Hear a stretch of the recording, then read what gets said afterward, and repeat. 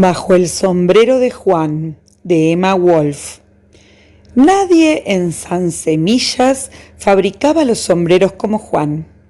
Los más empinados, los más vivos, los más galantes sombreros salían de sus manos. Sombreros de copa, de medio queso, redondos, triangulares, de fieltro, para días nublados, para noches de luna, amarillos, violetas y hasta sombreros grises para saludar, que sin ser ninguna rareza también lo fabricaba Juan. Una vez, entre otras, fabricó un sombrero de jardín de ala muy ancha con una cinta verde alrededor de la copa. Le llevó un día largo terminarlo. Era tan grande que no cabía dentro de su casa. Lo llevó al jardín y se lo probó. Le quedaba muy bien. Era de su medida. «Me gusta», dijo, «me quedo con él». Un sombrero tan grande lo protegería del sol, del granizo, de las hojas que caen en otoño y otros accidentes. De pronto Juan estiró la mano y la sacó fuera del sombrero. «Llueve», comentó. Pero ahora ese era un detalle sin importancia. El perro de Juan, que había estado durmiendo entre los rosales, se acercó corriendo y le tironeó el pantalón con la mano. «Me quedo debajo de tu sombrero hasta que pase la lluvia», anunció. «Bueno», dijo Juan, «será cuestión de esperar un poco». Casi enseguida se acercó una vecina que llevaba una gansa atada de un piolín. «¡Qué tiempo loco! Menos mal que encontramos un techo para guarecernos», comentó la gansa. Y allí se quedaron las dos. Unos cazadores que la habían escuchado se acercaron con interés. «La lluvia nos apaga el fuego del campamento, y un campamento sin fuego no es campamento», argumentaron. Así fue como se quedaron cazadores, vecina, gansa, fuego y perro, todos bajo el sombrero de Juan. La lluvia seguía, tranquila. Poco a poco se fueron arrimando los hombres y las mujeres del pueblo. «¿Podemos quedarnos aquí?», preguntaban. «Pueden», les decía Juan. Y entonces ellos ya con confianza amontonaban jaulas, chicos, terneros y muebles bajo el ala del gran sombrero. La lluvia alcanzó por fin a los pueblos cercanos y pronto todo el país de San Semillas golpeó a las puertas del sombrero buscando abrigo. Llegaron los paisanos de a pie y de a caballo, los empleados del correo, toda la flora, toda la fauna y también los fabricantes de paraguas. Juan los recibía amablemente y se disculpaba porque no tenía muchas comodidades para ofrecerles. No hubo problemas entre los parroquianos del sombrero, solo un roce se produjo.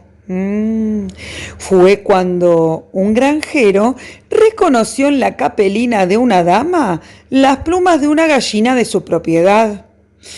Devueltas las plumas a la legítima gallina, se hizo la paz. El embajador de un país vecino, sorprendido por la lluvia, pidió asilo bajo el sombrero. Detrás de él llegó el país mismo, y como era más bien tropical, se vino cargado de bolsas de café, loros y caimanes que rasgaban las medias de las señoras. Pronto algunos países de los alrededores imitaron a los loros y los caimanes.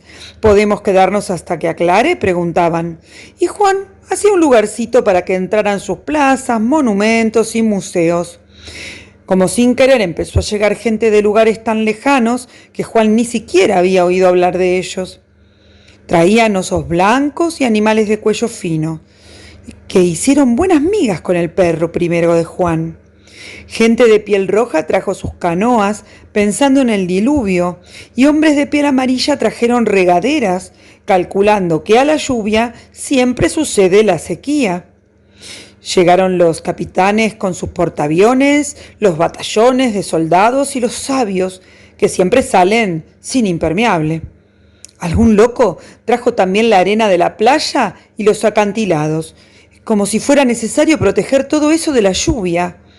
Un continente grande y otro formado de islas pequeñas se acercaron ronroneando. El último en correr bajo el sombrero trajo un lío de avenidas, vías férreas, paralelos y meridianos, todo confundido y hecho un ovillo. Por fin no entró nada más bajo el sombrero de Juan, no porque faltara espacio o buena voluntad, sino porque ya no quedaba nada ni nadie por llegar. Juan se estiró mucho para sacar la mano fuera del sombrero. «Ya no llueve», dijo tranquilo. «Es hora de que cada uno vuelva a su lugar». Este es un texto que podés encontrar en la Vidi, porque leer abre mundos. Teseo y el Minotauro. Egeo, rey de Atenas, recibió un mensaje del oráculo de Delfos. No contraigas matrimonio con una extranjera, pues semejante unión traería grandes desgracias a Atenas y al pueblo ateniense. A pesar de estas profecías, el joven Egeo se enamoró de Etra, la hija menor del rey de Tresén, y se unió a ella sin pensar en las consecuencias.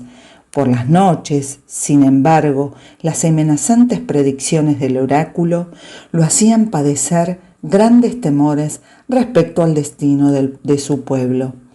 Egea y Eretra concibieron un hijo a quien llamaron Teseo.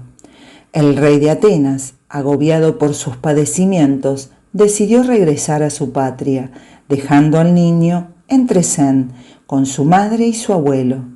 Llevó entonces a su esposa a las afueras del palacio, se detuvo junto a una inmensa roca y le habló así: «Etra, esposa mía, bajo esta roca ocultaré mis sandalias y mi espada.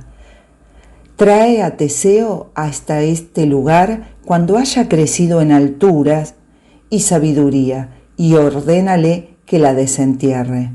Si querés saber cómo continúa la historia, entra en la Vidi de la Supervisión de Biblioteca y vas a encontrar muchas historias, anécdotas, cuentos. Y además, recordá, leer es un derecho. El circo llegó al pueblo y con el circo llegó el elefante. «Estoy podrido», fue lo único que se oyó decir cuando bajó del tren. El elefante había viajado con el circo por París, Londres, Moscú, Buenos Aires, siempre por las más grandes ciudades del mundo. Y ahora, cruzando el Chaco, había llegado a Sáenz Peña, que seguramente también era una de las grandes ciudades del mundo. Ahí fue cuando dijo: «Estoy podrido», y no habló más. Los otros animales lo miraron sorprendidos porque no estaban acostumbrados a que anduviera protestando. Al contrario, tenía fama casi de demasiado manso. La rutina siguió. Levantaron la carpa, acomodaron la jaula de las fieras y prepararon un desfile por las calles para que a todo el pueblo le diera ganas de ir a ver las maravillas del circo más hermoso. Todo marchaba sobre ruedas, o por lo menos parecía. Nadie se había dado cuenta que el elefante andaba más trompudo que de costumbre. Nadie sabía que mientras el tren iba recorriendo los caminos del Chaco, el elefante se había puesto a oler. Era el olor de los árboles, era el olor de un río, era el olor de la selva. Miró por entre los barrotes de su jaula y vio miles de pájaros que volaban y se posaban en los árboles, y miró los árboles. No eran los mismos que conociera, pero eran árboles. Tampoco los pájaros eran los mismos, pero eran pájaros. De un lugar así lo habían sacado los cazadores hacía muchos años, tantos que ya ni siquiera sabía que se acordaba, pero ahora de golpe se le vino encima toda la memoria. Entonces se acordó de los grandes espacios por donde correteaba con la manada, se acordó del calor y de las noches inmensas cuando toda la tierra era de los elefantes, se acordó de las grandes caminatas para buscar agua y comida y de las peleas con el tigre. y se acordó del miedo. Era un elefante joven, con colmillos que comenzaban a crecer con fuerza cuando conoció el miedo. Fue cuando llegaron los cazadores. Hasta entonces creía ser un animal más fuerte, un animal que podía matar al león con su trompa poderosa y sus colmillos. Un animal que ya había enfrentado al tigre de suaves manchas y lo había visto huir. ¡Qué pequeños son!, pensó cuando vio a los cazadores. Pero no sabía que tenía dardos con venenos para hacer dormir a un elefante, y que tenían jaulas de hierro capaces de aguantar toda la fuerza y el peso de su cuerpo. Recorrió grandes ciudades, y ahora, al sentir el olor de los árboles, del bosque, al ver volar tantos pájaros, fue como un golpe, casi como el pequeño golpe que sintiera cuando un dardo se le clavó en la tarde lejana, porque no huyó de los cazadores. No estaba dispuesto a escapar de seres tan débiles. Fue así, como un pequeño golpe, y se le vino encima toda la memoria. Después pasó a otras manos que lo cuidaron mucho mejor. Nunca le faltó agua ni comida, pero siempre con una gruesa cadena atada a la pata. Le enseñaron pruebas y lo premiaron cada vez que aprendía a repetirlas. Y cada vez que aprendía también iba aprendiendo que ahora debía vivir con los hombres. Entonces lo llevaron al circo con otros animales y con otros elefantes. Durante muchos años siguió aprendiendo y olvidando, hasta que un día casi estuvo convencido de haber nacido en el circo y que ese era el mundo de los elefantes. Ya no tenía la gruesa cadena atada a la pata, pero había otra cadena invisible que lo dejaba atado al lado de los hombres, y tal vez más difícil de romper que una cadena de hierro. Esa noche, cansados, todos en el circo se durmieron temprano, pero el elefante no. Despertó a la elefanta y le contó sus planes. Ella dijo primero que no, que estaba loco, que qué iban a hacer en el mundo desconocido y que aquí nunca les faltaba comida, que todas las noches los aplaudían a rabiar, que quién sabe lo que les esperaba fuera de la carpa. Claro que quiero irme, ya mismo, dijo finalmente la elefanta. ¿Qué vamos a hacer?, dudó ahora el elefante. No sé, pero si allá afuera hay árboles, y hay un río, y hay una selva, ese es nuestro lugar. Aquí estamos seguros, pero no tenemos aire libre. ¿Entonces querés irte? Elefante, ¿qué estás pensando? Este es el mejor momento para salir de aquí. Después veremos, dijo convencida la elefanta. Y se fueron. Caminaron sin hacer ruido y se alejaron lentamente del circo. Siguieron por las calles dormidas de la ciudad y sin mirar atrás llegaron a los primeros árboles. Arrancaron con la trompa un manojo de hojas frescas y sintieron que eso se parecía a la felicidad. Ahora podemos descansar un rato, dijo la elefanta. No, todavía no, dijo el elefante. Mañana van a salir a buscarnos. ¿Nos encontrarán? Si nos alejamos mucho, no. Tenemos que meternos en el monte, lejos de los caminos. Nos van a buscar por los caminos. Y se internaron en el monte. Y caminaron sin descansar, abriéndose pasos entre la maleza. Días y noches caminaron, encontrando cada vez más árboles y árboles cada vez más grandes. Y encontraron espacios abiertos para correr y largas noches bajo las estrellas. Descubrieron el canto de los pájaros y el sonido del viento. vieron volar las bandadas de garzas blancas y se quedaron quietos escuchando el griterío de las cotorras. Probaron distintos pastos y las hojas de los distintos árboles y se fueron descubriendo sabores dulces y amargos y fueron eligiendo porque tenían para elegir. En la laguna vieron rastros de toda clase de animales. Jugaron echándose agua con la trompa y sintieron el calor del sol y la frescura de la sombra. Caminaron y cada noche sentían que estaban un poco más cerca. Y vino un olor a tierra mojada y los elefantes se quedaron inmóviles recordando. Sabían que ahora vendría una de las cosas más hermosas. Llegaría la lluvia. Esperaron la lluvia. Esperaron la lluvia con las trompas levantadas, lanzando el enorme grito de los elefantes. El agua comenzó a caer y sentían que los lavaba y refrescaba, que les sacaba el recuerdo de las jaulas y de las cadenas, y gritaron de nuevo, hasta cansarse de gritar, hasta que se acabó la lluvia. Eran nuevos elefantes.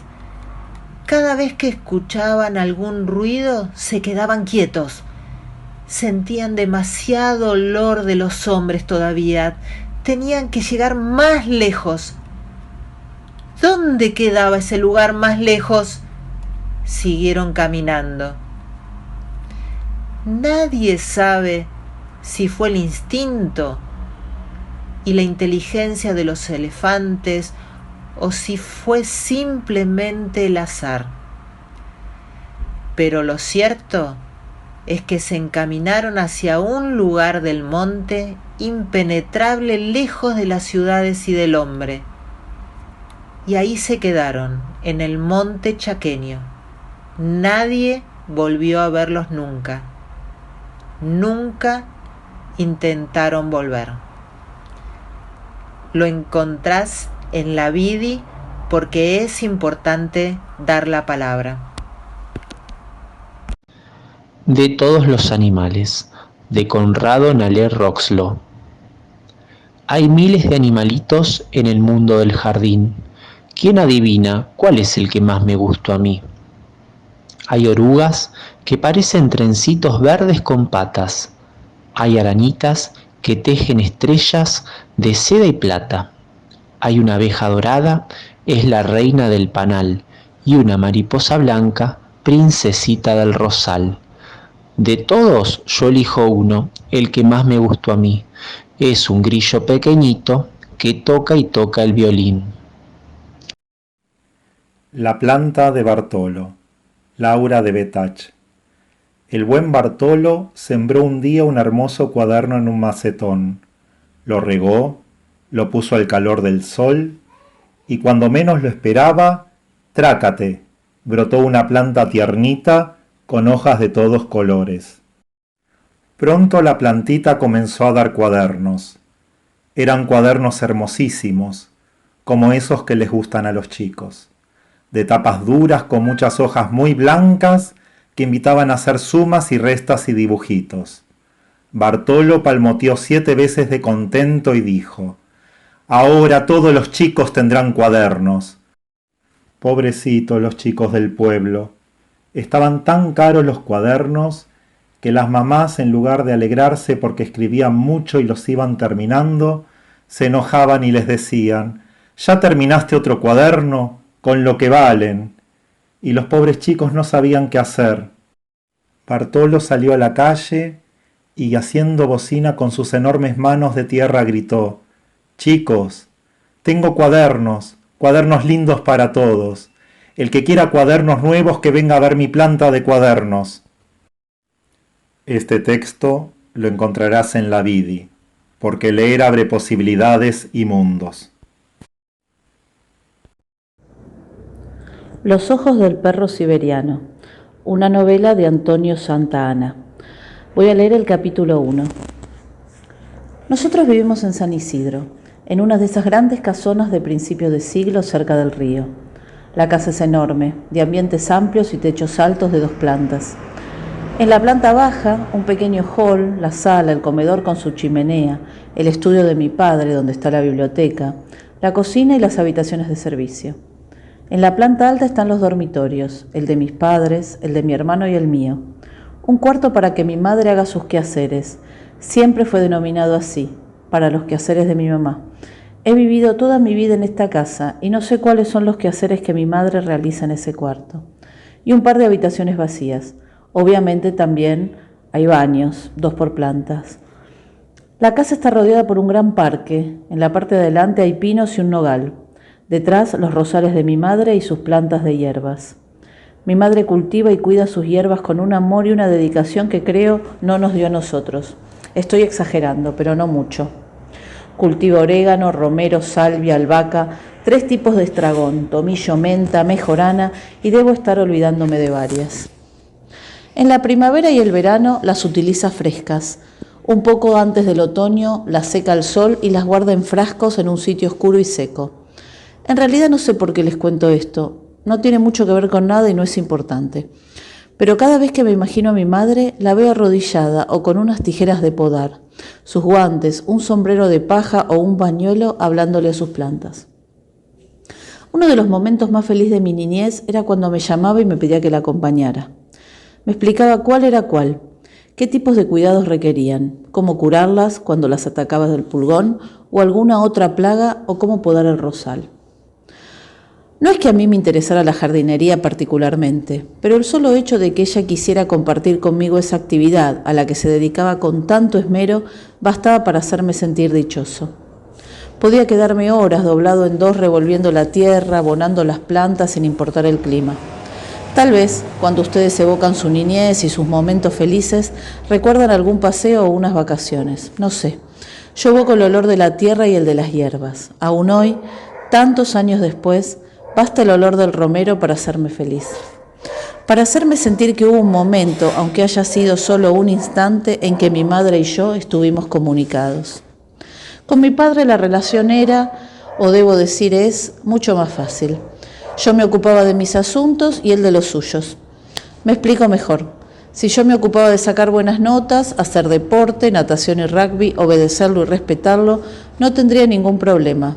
Él se ocupaba de lo suyo, es decir, de sus negocios y sus cosas que nunca compartió con nosotros. Mi padre es, aún hoy, con sus 65 años, un tipo corpulento. Fue pilar en el San Isidro Club en su juventud y 40 años después, cuando yo jugaba al rugby en las divisiones infantiles, había gente que lo recordaba. Tiene una mirada terrible, una de esas miradas que bastan para que uno se sienta en inferioridad de condiciones.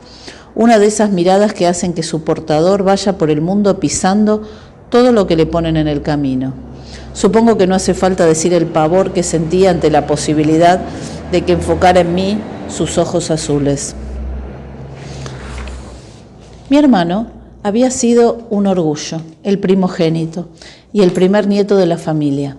En las fotos de cuando Ezequiel era chico y estaba con papá, hay una expresión de felicidad, una gran calma y un indisimulado orgullo de los ojos de mi padre.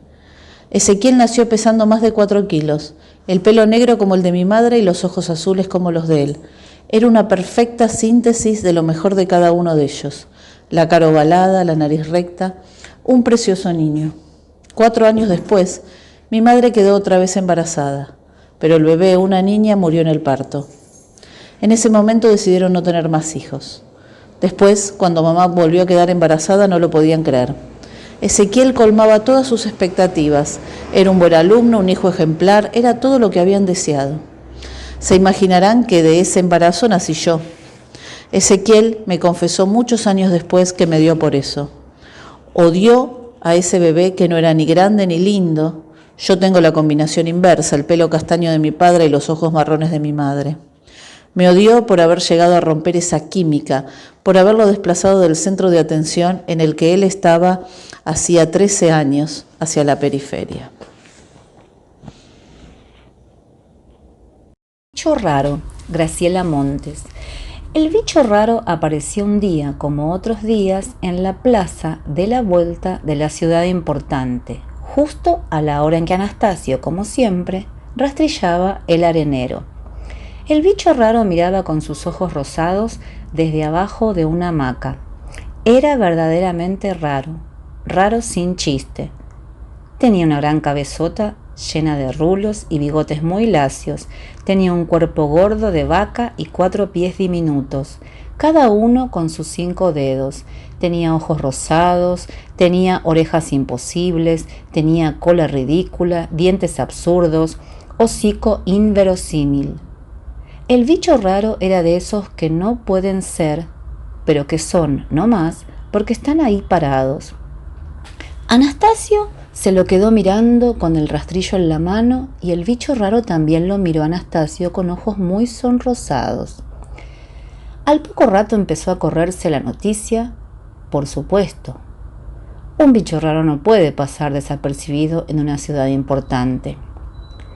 A la plaza de la vuelta llegaron los biólogos y los vigilantes, los locutores de televisión y los veterinarios, los curanderos y los astrólogos, los estudiantes de bellas artes y el presidente de la sociedad rural. Pero llegó, más que nadie, el intendente, el único intendente de la ciudad importante, que de inmediato mandó a desalojar la plaza. Y mandó mucho más, no por nada era intendente. Mandó, por ejemplo, que trajesen una jaula, y antes del mediodía trajeron una gran jaula de aluminio que brillaba como una estrella. Tanto brillaba que nadie se explicaba cómo podía ser que el bicho raro no quisiese entrar en ella. Enroscado debajo del tobogán, espiaba con sus ojos rosados y miraba cómo Anastasio volvía a rastrillar la arena para quitarle los papeles, las cajitas y las latas de todos los visitantes. También Anastasio lo miraba de vez en cuando y decía por lo bajo: bicho raro, bicho feo, pobre bicho. Lo cierto es que para meter al bicho raro en la jaula hubo que usar correas rojas y cadenas redondas con eslabones de bronce. Después subieron la jaula a una camioneta y la pasearon en triunfo por la ciudad, ida y vuelta por la gran avenida, por la calle de los Generales, por la calle del Oro y por la calle del Cine. Todos se agolpaban para mirar al bicho raro, para tirarle, si podían, de las orejas, para peinarle a veces los bigotes. Nadie, en cambio, le miraba los ojos rosados y redondos como flores de geranio. En la ciudad importante es fácil acostumbrarse a todo, hasta un bicho raro. Por eso, el bicho raro, al rato ya no fue tan raro, fue nada más que un bicho y después un bicho molesto. A nadie se le ocurría era pasearlo por la ciudad para que todos lo vieran, porque ya lo habían visto todos. Poco a poco el bicho raro dejó de mirar pasar las cosas con sus ojos rosados y se acurrucó contra los barrotes porque la jaula brillante no tenía rincones. Entonces volvió el único intendente y volvieron los biólogos, los vigilantes, los locutores y los veterinarios y los astrólogos y los curanderos. «Está intoxicado», dijo el veterinario. «Está descompuesto», dijo el biólogo. «Está engualichado», dijo el curandero. Y todos estuvieron de acuerdo en que el bicho raro no tenía remedio. Esta historia continúa. La encontrarás en la Vidi, porque leer abre nuevos mundos. Los guardas secretos de la autora Graciela Repum.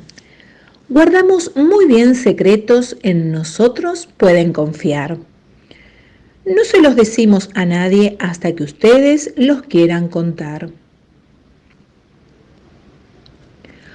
Compramos un regalo para nuestro hermanito. Es una sorpresa. ¿Podremos esperar? Nos cuesta mucho tener secretos. Un guardasecretos nos lo guardará. Planeamos para la abuela una fiesta sorpresa y no aguanto el suspenso. se lo estoy por contar. Mejor se lo digo al guardasecretos. De su bolsillo no se escapará. Me gusta mucho el príncipe valiente. ¿Por qué esperar que venga a besarme? Mientras descubro cómo entrar a su castillo, ¿podrá el guardasecretos ayudarme? Esos secretos son muy divertidos, no está mal tenerlos escondidos. Creo que soy demasiado pequeño. Pienso que si hablo, nadie me oirá. Y que nadie me ve porque soy chiquito. Ese secreto, ¿me lo pueden guardar? Si un secreto guardado hace daño, siempre a alguien se lo pueden confiar. Sabemos que, a veces, es difícil decirlo. Nosotros queremos ayudar. En la pileta me dicen patito feo cuando estoy nadando. No me quieren a su lado. A veces escucho que se burlan de mí. ¿Es este un secreto que tendría que ser contado? No me dejan jugar porque soy de madera. ¿Importa tanto si soy distinto a los demás? Hay días que no quiero ir más a la escuela. Si lo cuenta un guardasecretos, ¿me podrá ayudar? Guardasecretos y cuentasecretos, en nosotros pueden confiar. Guardamos muy bien los secretos que nos gustan y no hacen mal. Los que no nos gustan, los que hacen daño, esos secretos los ayudamos a contar. Guardasecretos más cuentasecretos. Este y otros cuentos más los encontrás en la Biblioteca Digital Distrital, en la solapa para leer más. Porque leer abre mundos. Leer es tu derecho.